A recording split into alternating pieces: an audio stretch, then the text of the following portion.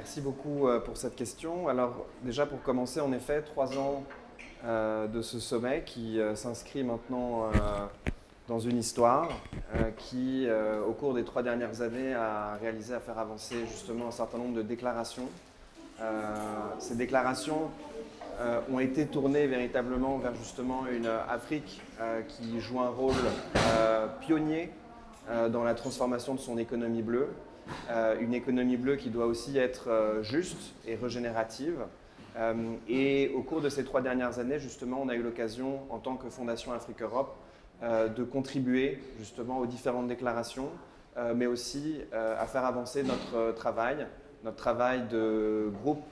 Afrique Europe sur la gouvernance de l'océan et l'économie bleue. Un travail qui a été supporté par les deux commissions, européennes et africaines, afin d'avancer justement une feuille de route à l'horizon 2030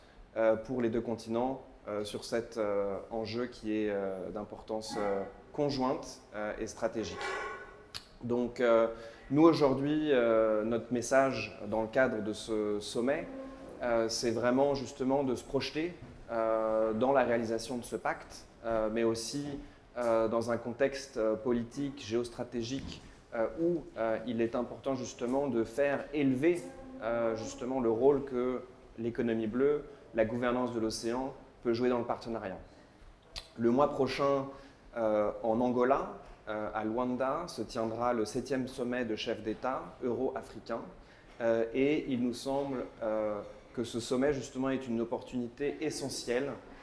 pour élever le rôle que la gouvernance de l'océan et l'économie bleue peut jouer dans un partenariat Afrique-Europe renforcé. Jusqu'à présent, on observe que malheureusement, l'océan a été trop souvent négligé. Ça a été un domaine d'action qui n'a pas forcément été investi. Et malgré justement les évolutions d'aide de développement à des partenariats dits gagnant-gagnant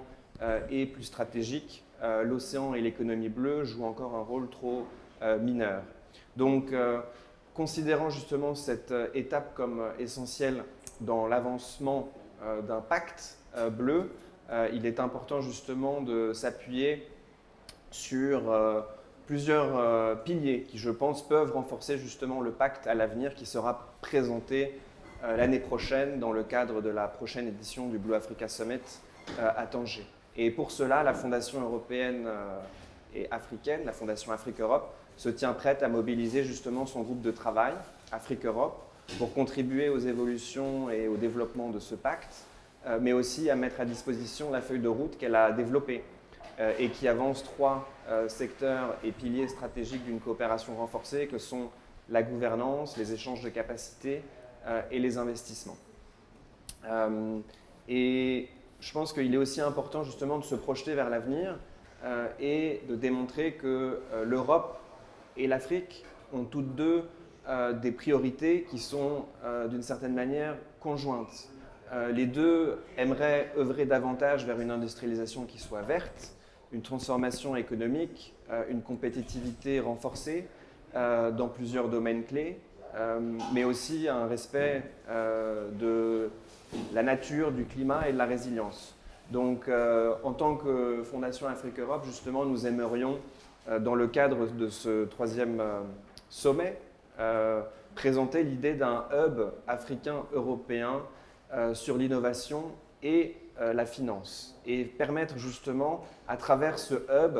de faciliter un certain nombre de dialogues euro-africains pouvant permettre justement à co-identifier des domaines d'innovation clés mais aussi des modèles de financement qui peuvent permettre justement à la réalisation de ces aspirations. Et donc on propose au-delà de ces dialogues de travailler conjointement justement à l'identification de sujets clés pouvant contribuer directement à l'industrialisation verte des deux continents, tout en s'assurant bien évidemment qu'on puisse capitaliser sur les échanges de capacités que les deux continents ont, mais de savoir et de technologie. Et dans ce cadre-ci, justement, il y a plusieurs secteurs clés qui sortent, on va dire, un peu des rangs traditionnels en lien avec la pêche, l'aquaculture, que sont bien évidemment le transport, à travers la décarbonisation du transport, les infrastructures portuaires avec potentiellement le verdissement des ports, le transport maritime à travers justement l'identification de fuels maritimes durables, Et au-delà, bien évidemment, l'idée de pousser pour qu'il y ait des échanges de capacités dans l'industrie câblière ou les énergies renouvelables, notamment l'éolien, et d'autres secteurs de ce type-là. Donc l'idée, c'est vraiment justement de co-identifier ensemble, en tant qu'Européens et Africains, un certain nombre de domaines clés autour desquels les deux continents peuvent travailler, et enfin justement s'orienter vers un pilier qui serait davantage tourné vers la finance et l'investissement, en essayant justement d'identifier au sein de ces différentes chaînes de valeur qui peuvent exister, qui sont les acteurs clés européens, africains que l'on pourrait mobiliser. Au-delà de ça, bien évidemment, essayer d'identifier un certain nombre de points d'entrée pour que les financements et les investissements puissent suivre, que ce soit dans le cadre de projets européens qui cherchent justement à avoir une empreinte plus importante et plus stratégique en Afrique, ou dans le cadre de justement le travail qui est fait par les banques de développement ou les agences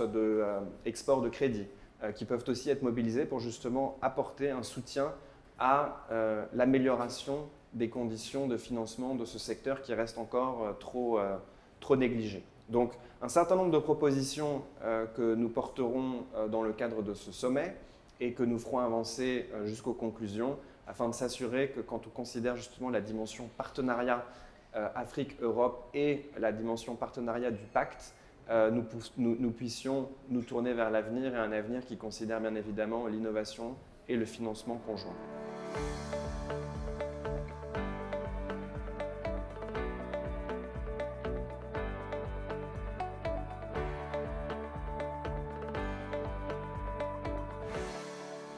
Alors, je pense que cette table ronde, justement, a été inspirante dans le sens où elle a permis justement de démontrer que, fondamentalement, s'il y a bien deux continents qui essaient de s'intéresser davantage à l'océan, ce sont bien le continent européen et africain. Et dernièrement, on a pu observer, dans le cadre justement de discussions multilatérales, l'avancement d'un certain nombre de grands chantiers, que ce soit justement la ratification pour le traité de la haute mer ou plus dernièrement la fin justement des subventions néfastes à la pêche. Et ces chantiers-ci ont permis justement de démontrer qu'ensemble, l'Europe et l'Afrique peuvent justement faire avancer un nombre de grands chantiers pour justement un ordre global, durable de l'océan, et un management plus responsable de l'océan. Et donc à nouveau, c'est un appel aux différents parties prenantes justement de ce partenariat à travers un certain nombre de pays champions que sont par exemple la France, le Maroc, le Kenya, mais il y en avait aussi un certain nombre d'autres sur lesquels nous devons aujourd'hui compter, capitaliser justement afin que eux prennent vraiment à corps ce sujet de coopération Afrique-Europe autour de l'océan et fassent monter dans l'agenda politique et financier ce sujet pour que l'Europe et l'Afrique saisissent entièrement justement les possibilités qui s'offrent à eux dans ce domaine qui est à nouveau clé, mais trop peu représenté aujourd'hui dans le cadre du partenariat Afrique-Europe.